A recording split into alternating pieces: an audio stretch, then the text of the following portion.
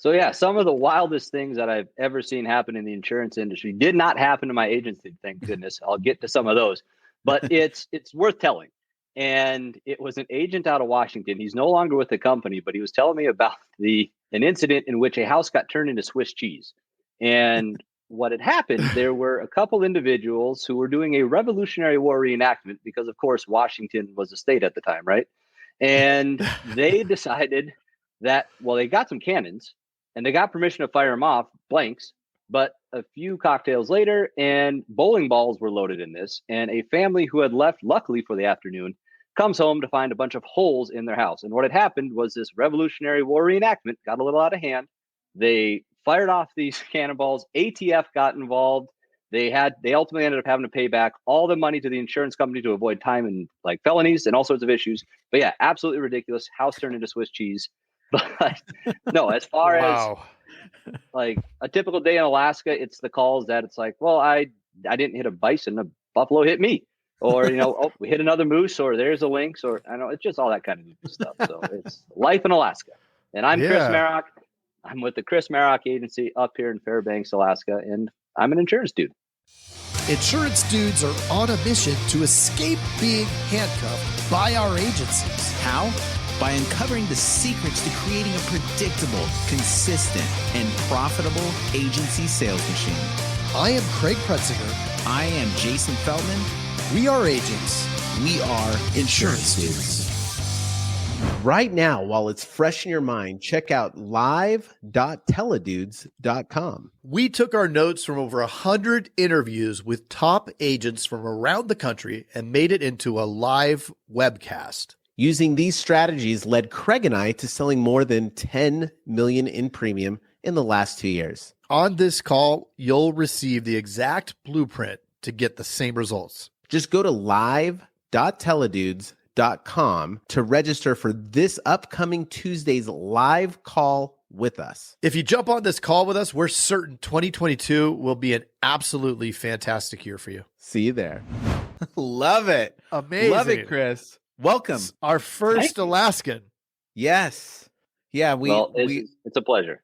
And we broke the rule. Like usually, we say save some of the good stuff for the podcast, at least some of it. But man, we got into a really cool conversation, and yeah, so interesting because we don't know a lot about Alaska market. Most don't. Like it's a nice little hidden secret. Have you always been? Are you from Alaska? Born and raised. Oh, okay. Yeah, both my parents moved up here. They're from the Midwest, and they moved up here to be teachers in a little village. And as they've put it, if it weren't for me and my younger sister being born when we were, they probably would have still been out there in the village teaching. They absolutely love that life. And we're talking like a village of 300 people. And so tiny, middle of nowhere, they loved it. But when we were born, they realized to give us the best chance, they probably should move to one of the cities. And so it was either kind of Fairbanks or Anchorage. And it actually kind of ties into how they picked Fairbanks, and where they moved and ultimately built their house was right next door to the agency owner that I ultimately ended up buying out years later. So grew up family. No friends. way. Yeah. So small town Fairbanks. There you go. Village people. Kind of. Except, a little bit different. I think there's a dance that goes with that one. I'm not sure. Yeah, right. Yeah. Well, that is super, super cool, man. Wow. Yeah. So born and raised up here. Absolutely love it. As I put it, I'm here by choice at this point. A lot of people, they want to bolt and leave, but it's like, no, I love it up here. I love getting out. Don't get me wrong, but I love it up here. Love it. Love it. Okay. So I got to hear the story of how you bought the agency. So how did you get into the insurance business? And like everybody, we knew we were going to grow up and get the agents, right? Yeah, right. So I want to know that whole story behind the, you grew up with that insurance agency. Not really. Well, he was the family insurance agent. Yeah. Like I said, we grew up, and it was one where I was going to school up here at UAF, University of Alaska Fairbanks, and I had a semester left, and he's like, what are you doing when you're done with school? And have you ever thought of insurance? And it's like, no, Jim. Nobody's thought of insurance except Jeremy Olson. He's the one person who's thought of insurance. I was going to say that. He's the only one. Every time you talk to anybody and everybody, he's the only one that I've ever met in this 10 years now, 11 years, that is like, yeah, I know I'm going to be in insurance. But no, like, honestly, I had no clue. Like everybody else, somehow we ended up here, literally tens of thousands of us. And long story short, he was like, well, do you want to come? He'd been an agent, I think, at 24, 25 years at that point. And he's like, well, do you want to come work for me for a summer, see if you like it? I was like, sure, I got a semester left, don't know what to do. We'll treat it as an internship. And so just kind of did some telemarketing for him and just kind of learning the business over the summer. And with kind of the idea of, if I like it, okay, I'll come back after my last semester and I'll work for you. And if not, hey, thanks for the job experience, real world. And I don't know, something I never want to do. So graduate, enjoyed it, came back, started working for him. And then from day one, it was kind of like, well, I've been doing this 25 years. I'd like to eventually get out of here and, groom you to take over the office if that's something you'd be interested in. So like, great. And so from literally day one, there was nothing that was off limits. All the reports, like his taxes, anything I wanted to see, like nothing was off limits. And like I said, like rewinding back, I've known him since I was like 4. And like him and his son, my dad and I would go on fishing trips every summer. And like, he's the reason I'm a Red Wings fan. Like, 'cause we don't have professional sports up here, but he's from Michigan. And the whole deal was, I grew up playing hockey. It's like, hey, if you want to come over and watch hockey, because my parents didn't have cable, he had ESPN. It's like, if you want to come over and watch hockey, you got to cheer for the guys in red. Like, okay, fair enough. And I remember in '95 crying when they got swept by the Devils. But no, it's getting distracted. But no, it was a great mentorship. Got to really learn the business. And he had approached me with, well, I'm ready to be done. And I kind of, in my mind, figured like, all right, ready to be done means he's going to still own it for a while and I'm going to manage it. And then we'll eventually begin a buyout, which I figured would have, 10, 11 years ago, been about now we would have started that. And no, he's like, no, I'm ready to be done. Like, okay. So I'm 27 and like, all right, let's figure this out. Like, I have no idea. How am I going to make this happen? And like I said, everything had been open. It was great. We spent hours kind of negotiating, like learning the book. And, during the time that I'd worked for him, we kind of realized like every time I'm writing policies for him and we're growing the book, I'm shooting myself in the foot because the book comes more valuable. And so, one of the things that we'd agreed upon was, here's how big your book was before I started. And, we grew it 30% in those 3 years. And so it's like, okay, well, there's definitely going to be a reduced value on what I helped build. You definitely, deserve it, but everything was available for negotiation. And we ultimately, over hours and hours and many dinners, just kind of figuring out a price that worked for both of us. He wanted to owner finance. And I was like, great. All right, well, I'm going to go do my due diligence because I'm not going to pay you more than what a bank would give me. That'd be dumb. But you're going to make a lot more on interest. I'm going to save a lot on interest. Like, this works for everybody. Right. And so, when he goes in, we go to a CPA and she's like, wait a second, he's the buyer. She's like, we can't have this conversation here. Like, I represent you. He's like, no, I'm not paying you $300 an hour to tell me you can't tell me anything. We're going to structure this deal. Right. And so, like I said, everything, it worked very well. And yeah, it's been awesome ever since. Like, of course, ridiculous, but no, still very awesome. It's like a movie, dude. Like I love it. I love it. The culture in Alaska is so much nicer than California. You mean it's not like that in Southern California? It's quite a bit different. Yeah, there would be a lot of lawyers. There'd be a lot of 40 lawyers on each side. Well, we still had an attorney involved, but no, we literally had drafted all the details, and we go to it and just say, hey, can you make sure there's nothing on here that's going to screw over either one of these individuals, like him or I? Like, right. And they're like, are we sure you don't want to? It's like, no, we're not worried about that. We agree. We just want to make sure there's nothing that's either super detrimental to one of us. Like, can we make this work this way? And so they tweaked a few things, but overall, no, it was a very, very good experience. I don't know why anybody wouldn't go into a win-win. So, right. And so you had a unique experience because not many agents come in and have this mentor type thing. Usually it's all of a sudden you're drinking from a fire hose and there's a burning building and then they turn the water off and you're like, what the hell do I do? Right. So keep drinking. Keep drinking. Was it different than a lot of the experiences you hear when you're listening to your favorite podcast, or is it similar? Like, did you have some early wins that kind of made this something that you were certain you wanted to do, or, what turned the corner for you? Well, yeah, for me, like I said, it was during those first few years that I was working for him before he said, let's do it, that really let me kind of learn the business. And I knew what I was getting into. And I would encourage that for everybody. And maybe it's not a full, because it was 3 years that I ultimately worked for him before buying him out.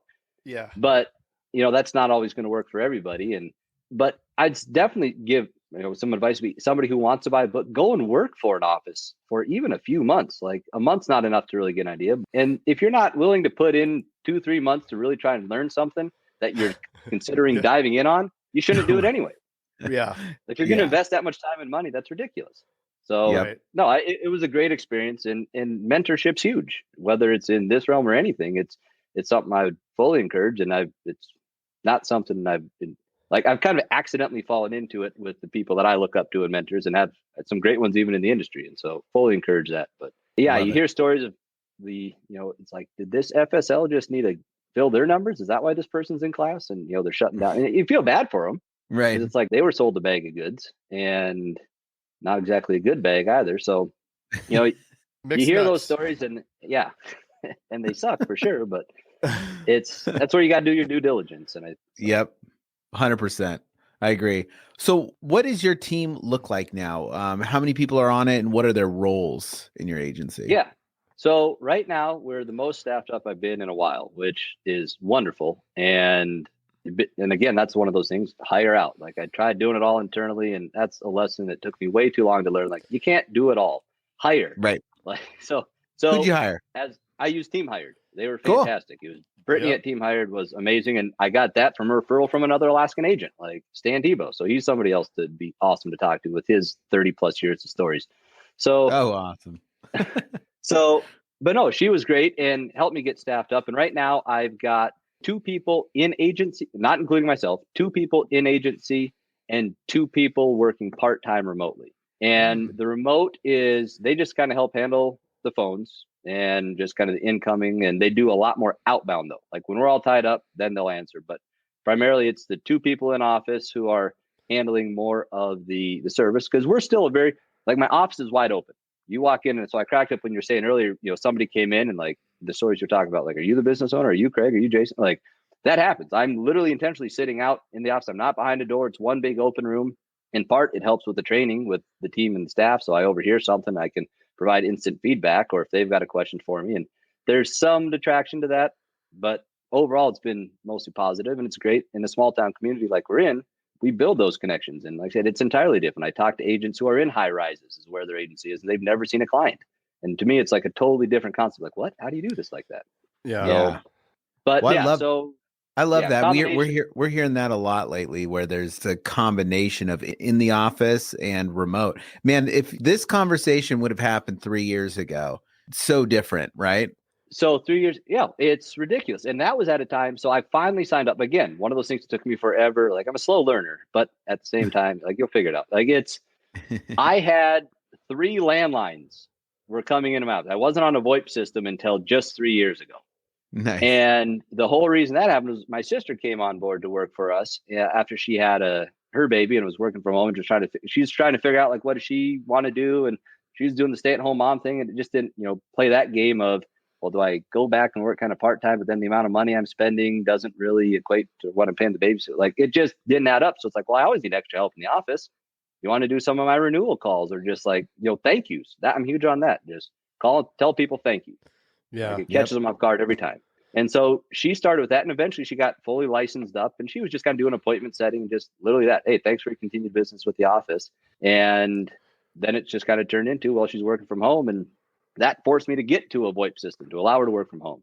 And then 2020 happens, and it's the greatest thing that I'd ever did was make sure that I was able to work remotely and seamlessly. So the whole team. So yeah, it's so important to adapt to the changes that happen across the landscape, which it's constant, right? Always. Yeah. Talk about the culture there with your team. So it's one where I'm a competitive person. I grew up playing competitive hockey, but there's also, both my parents were teachers, like I mentioned earlier. And so there's that aspect of kind of the nurturing side of things. So just trying to foster that environment where A, they want to come to work, and B, that the clients come in and have fun being with them. And so just trying to make it that lighter environment. That's kind of the whole approach that we take to the office, both the sales and the service side of it. It doesn't need to be overcomplicated. Insurance does not need to be this mysterious thing. And so all about kind of breaking down barriers, breaking down mystery behind things. Got no problem showing people computer screens or showing them my own policy on just, here's why I do this, this is why I'm recommending it to you. And so, just building that in the office. And, we have our monthly goals that it's like, okay, we do this and we're going to go have a fun team party. Let's go to the hibachi restaurant if we hit it this week, and all right, close out the month strong or whatever. So just having fun. And I know myself, I love to travel. I love spending time outside of the office, and I want that for them as well too. And from the standpoint of, as long as we are hitting our numbers and they know what their numbers are, then as weird as it sounds, I don't really have a cap on time off. Now, it's not all paid time off, but it's like, you go do what you want to do to stay out and be refreshed and relaxed and come back and, be present when you're here so you can be present when you're gone. I know that works for me. I'm finding my rhythm in that one. It took me too long, but I finally did, and I love it. Spend time out of the office to enjoy my time when I'm in the office. And that's been a huge game changer. Love it. Love it. Super cool. So I know we kind of talked about recruiting. You use Team Hired. Could you just touch on like what you've learned along the way for hiring and what you do when you bring people on? So Team Hired was great from the standpoint of they had met in their boot camp. Part of it was, I think what was most key was trying to do those team interviews. And when I did the math on it, it was the equivalent of me paying somebody $11 an hour to be a full-time recruiter for my agency. So as soon as I thought about it in those terms, like it was a no-brainer. Like this is somebody constantly looking. So it's like, okay, that makes sense. Let's do that.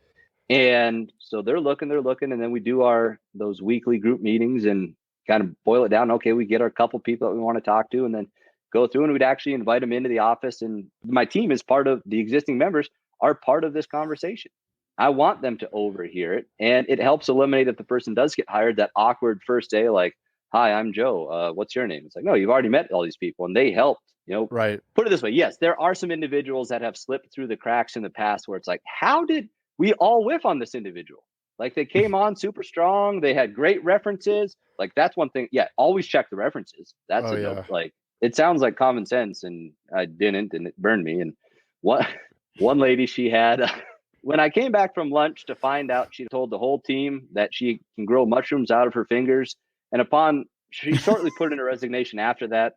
And we looked her up and found out that she'd been arrested for chasing her children around town with a trident.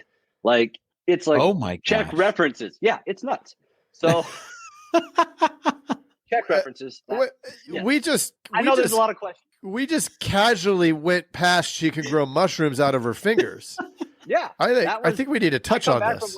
I wasn't there for the conversation. This is what was reported back to me by the rest of the team. They're just like, hey, so-and-so mentioned she can grow a mushroom out of her fingers. Like, what? Like, hey, how did it even get to this part in the conversation? Right. Like, what was the talk path to get there? I don't know. I don't know what was going on. But yeah, she came with great references. She'd worked in insurance before, been licensed, which of course, great. And where I've actually found more success through the years has been people that it's more work, but it's so much less problems, and they stick around so much longer if you have the patience and the time to train them from the beginning. Yeah. And I know we're kind of looping back to that boot camp with Team Hired, what was so great. So after I said, yes, this is somebody I'm hiring, putting them through a 2-week crash course. I used to be, come on board and like over too considerate of life. And it sounds weird to say, but like life would happen, and 6 months after they've been hired and they're still not licensed when they got hired for a license. And it's just, because this would come up and that. And of course life comes up. That's what literally the industry we're in. And so, life would happen. They weren't licensed. Expectations were not set clearly, obviously, and it was a disaster. And so my whole thing now would kind of move to, if you're not licensed within the first 60 days, obviously this is not for you. You're testing. So then with this boot camp that they walk through, and all of a sudden, the 2 people that I've hired through Team Hired, which have been fantastic, they both went through this 2-week boot camp and both passed their licensing first attempt. And so it's like the time saver there is like, you're spending a little bit more money, what it seems like in the short term, but how much money did I spend on somebody over 6 months figuring out they were a bad fit? Right. Tens of thousands.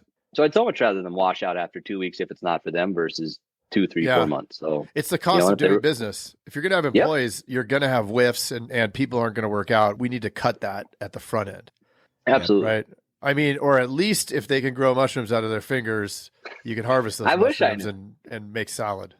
You do great at burning, man. So those kind of mushrooms. Okay. Who knows? So you use that on the front end to ensure that their success. What about after they're licensed and then walking through their first couple months? What kind of things are you doing to really make sure that they hit the ground running and get results for you? Yeah, for sure. So that one, I've got no problem putting them on the phones right away. And that's, if they're afraid to talk to people, this is not going to work for them. Right. And like I said, we still get 20 to 30 people a day that come into our agency. And so they're still having those face-to-face conversations with people. And most of those are simple things, but we still get quite a few people who come by and say, hey, I'd like to get an insurance quote. I saw your sign out there on the road. And it's nice we're on one of the main strips, which helps. But if a big part of the onboarding is getting them to talk and doing the coaching. And one of the things that I signed up for a couple of years ago was one of the training platforms, ASA. That's how I got to meet a lot of the other individuals. And that became something that we did every single day. And I still use both ASA and role play with the Olsen agency every day. Yeah. And Nice. that was a major game changer with our team of they like it from the standpoint of, all right, this is a extra half hour of the day that they're getting paid overtime. We're starting our day with it. Because I tried it at different times, like let's place it in the middle of the day and we'd get interrupted because like I said, people can just come into the office. Like we can't close the doors. We weren't going to do that anyways. So we moved it to the front of the day. Doing it at the end of the day, that's always a disaster. We tried that. So we started our morning, the first half hour every day that they're getting paid overtime for is literally spent on just training, role playing, going through what were the takeaways from the videos. Like, so just going through that, the role play, the practice, and getting them comfortable with having these conversations. And, you know, like I said, in my big open room, when I can hear their conversations, able to provide, you know, some of the stuff, if it's not blatantly wrong, like, hey, yeah, you've got comprehensive and I'm looking at and they don't have comprehensive, let's pause there. But if they're just kind of going down the path, we'll provide I'll make some notes and we'll come back. Here's how you might have been able to say something either smoother or better or connected, but otherwise just kind of let them go and let them learn. I know that's how I learn by screwing stuff up, and you can't be afraid to screw stuff up. Nope. That's what I tell everybody. I tell everybody, come in, fail fast. You're going to suck at this. Like, don't get intimidated because everybody else they have their spiel down and everything. Just suck bad and fast. It's okay to be humiliated. Like, I tell them that. And it's like, I've messed stuff up intentionally, like where, oh man, oops, I just overfilled the coffee pot. Like there's one lady like, just right away, and she didn't end up like whole nother story. But you know, it's okay to show them that yes, you can screw up. And I've overfilled it, and like, oh, look what happens. It's not a big deal, right? Or oops, you know, that sale didn't go as exactly as planned, and look what happens. Or hey, this one did because we said this way. Like it's okay, you know, and don't be afraid to fail. But and then one of the other big things, and I got this from actually Kevin Milnarek, was make sure that when somebody comes to you with a question, especially in those first couple months, do they already have it written down? Have they already exhausted the methods that they know to look for? And if they have already, I don't want them to spend 2 hours looking something, but have they done through those basic things and then come back? All right, fine. And then let's walk through it and let's talk about it and let's go through and write it down. And now you've got it. And I tell them, it's okay to ask me a million different questions. I want you to. It means you're learning a bunch of stuff. But if you ask me the same question a million times, we've got an issue. It's communication breakdown, whether it's me or whether it's you. I don't know, but let's figure that out because this isn't working. 100%. Oh, I only did 100%. I did 1,000. 10x'd you, bro. You 10x'd me. So let's talk a little bit about the team motivated. So on that side of it, like I said, they like to have fun, and I have found time off is probably the biggest motivator for the people on the team. And being able to say yes, and they all know it's like, okay, as long as we've got coverage and as long as like they're all willing to work together to allow everybody else to have the time off because they know when their time comes up, they're going to get the time off. And I'd say that has been the biggest motivator for the team recently. And as much as they say, oh, it's cash, and everybody loves cash. Who doesn't love the cash? But if you're always working, you can't do anything with it, then what's the point of it? So that has been, I would say, the biggest motivator for keeping the team going. And we'll do little promos like, okay, so if we end up finishing this day with, let's make it set an item number for what we're going to finish on the day or finish on this week, everybody gets an extra paid day off. Or, you know, we're clocking out early on Friday. You guys go home. I got the phones, like whatever it is, just go and enjoy the day. And that I think has been, because I know it's for me, and I know I want people around on the team that, yeah, they'll challenge and make me think other ways, but you don't want somebody pulling you complete opposite direction. But like-minded in the sense that if it's going to motivate me, it should hopefully, and they're motivated by the same things, that we can all be pulling together. You know, we're all on the same dog sled team. We'll give you an Alaska reference there. We're all pulling in the same direction. Love it. What are you doing for marketing? And we kind of got into this earlier, but. So, like I said, I'm blessed from the standpoint of all the numbers that we've hit through the years and just so like I said, in the 7 years we've been doing it, we've hit honoring or better every year. It's been national conference or better every year except one. Like, yeah, the first year was just honoring, and then everything else has been national conference or better. And so we've hit good levels, and it's all been from referrals. It's been, like I said, small town Fairbanks. It's knowing, like I said, growing up here. And it's one of the things I love is so much of our conversation is being able to reconnect with people. Like we'll do a 20-minute review. 5 minutes of the conversation was talking about their insurance. 15 minutes of it was, yeah, how's your kid doing? Oh, your kid signed up for hockey. How's your mom doing? How's this? Like, oh, you remember that party that were like, whatever it was, it's so much of that small town and asking for the referrals. And that's how we've grown, and we've grown every single year. So it's a lot of that. It's a lot of sports marketing, like with some of the college, and like we've got college hockey up here. We've got junior hockey up here. Hockey's huge in Alaska. Can't tell. And so, sponsoring that. And that was actually kind of ties back to Jim, the guy that I bought out. I'm a huge believer in giving back. And I was not able to grow up playing competitive hockey without, this is what my parents did. When I wanted to play competitive hockey, you've got to fundraise at least $5,000 a year, because it wasn't cheap to travel all over the US and Canada. So that was my deal. So I went to businesses, and Jim, the guy about it, he was one of my biggest sponsors. Wow. And I've got my jersey still, and it has, my last name on it, and then Ozemkowski Insurance Agency, Inc. That was on the back, and you needed that to get co-op reimbursement dollars or whatever that was back in the day. That is so cool. And so that's what I tell everybody now is, especially when the kids come in with the parents, the answer is always yes. Yeah, and I mean, can you sponsor my volleyball team or my hockey team or my youth soccer or my racing team or whatever it is? It's like, yes, the answer is always yes. And wow. I tell them, it's not always the big corporate sponsorship. I wish it could be, but it's like, it's always yes. And so my name's all over town on all sorts of the back of jerseys and banners and signs and like it's all over in that capacity. I'd hope that has something to do with the amount of people that recognize or see or come in. And yeah, but it's always yes. And I always tell the kids the same thing too. Like, kudos to you for coming in. That's one of the hardest things to do, is actually come in and ask for something. It's what we do every day. And, just remember this, that when you're older and somebody comes to ask you, I just ask that you make sure you say yes to them as well too, continue going that way. So that's I'd say a big part of it. That's really cool. Turn it into a lesson for them too. I love it. Mm-hmm. And so, and we've got lifelong clients out of that. It was just this last fall, and I'm thrilled. So I got an email from the mom, who's the client. It was their son. It was his freshman year. He made the varsity football team at one of the high schools up here. And he came into the office, and this kid was shaking. Like, he was already sweating, like coming into the office.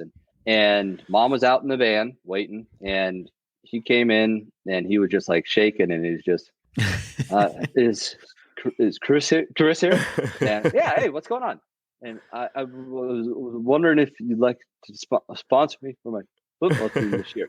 And it was, yeah, absolutely. And just kind of came, hey, what do you got on it? And come on over. And he showed me the sign. And, by the end of he kind of calmed down a little bit. And I was telling him the same thing. Like, hey, I was only able to play competitive sports growing up because I did the same thing. So I get it. I know where you guys are at with it. And kudos to you. And ended up doing, it was like, I think $250. And his mom sends me an email after the fact, like, I don't know what you told him, but thank you. He came back smiling. He said, you're sponsoring him. It's like, this is why we do business. Like, thank you so much for so much more than just sponsorship. And it's just like, that's the stuff that makes me excited. I love being able to give back. And I think that's been one of the coolest things about this. And like I said, growing up here, a lot of people, it takes a village to raise a child, or whatever that analogy. So, Community of Fairbanks helped raise me and a lot of my idiot buddies. And now we're in positions that we can give back. So I love to be able to do that. Oh, so cool, man. Hey, what are you still doing here? Well, while you're still here and while it's fresh in your mind, check out live.teledudes.com. Yeah, if you weren't listening before, we took notes from over 100 interviews with top agents from around the country and made it into a live webcast. Using these strategies did help Craig and I write over $10 million in premium in the last couple years. And let me tell you, on this call, you'll receive the exact blueprint to get the very same results. Again, that's live.teledudes.com to register for this upcoming Tuesday's live call with us. And if you jump on with us, we are certain 2022 will be an absolutely fantastic year for you. See you there.